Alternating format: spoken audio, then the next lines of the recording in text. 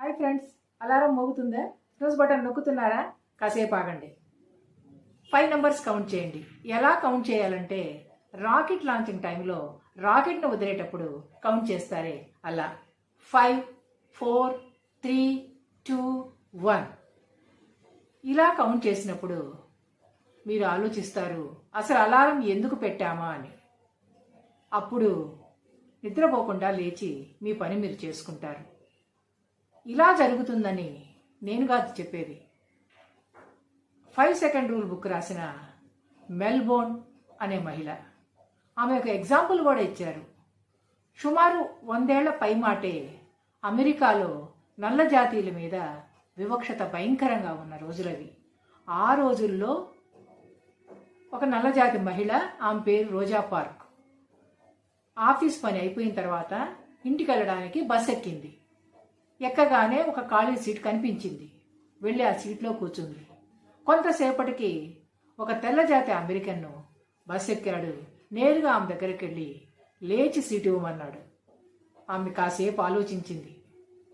ఇవ్వను, లేవను అని గట్టిగా చెప్పింది. అంతే.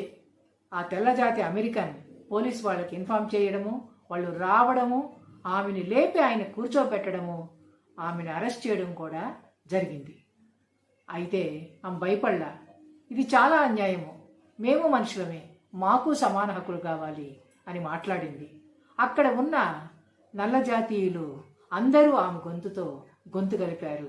అది ఒక ఉద్యమంలాగా ప్రారంభమయ్యింది. ఆ బస్లో ఉన్న వాళ్లే కాదు, అమెరికాలో ఉన్న నల్ల జాతీయులందరూ ఏకమయ్యారు. ఆ ఉద్యమానికి నాయకత్వం మార్టిన్ లూథర్ కింగ్ జూనియర్ అనే అతను నాయకత్వం వహించి రోడ్ల మీదకి వెళ్ళి నినాదాలు చేశారు, మాకు సమాన హక్కులు కావాలని. జైళ్ళకి వెళ్ళారు.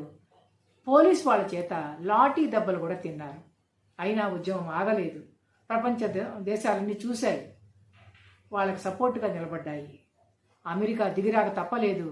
అమెరికా దిగి వచ్చి నల్ల జాతీయుల మీద ఉన్న వివక్షతో ఉన్న చట్టాలను రద్దుపరిచి తెల్ల జాతి వాళ్ళతో నల్ల జాతి వాళ్ళు సమానులే అనే చట్టం చేశారు. అంతటి గొప్ప విజయాన్ని సాధించారు వాళ్ళు.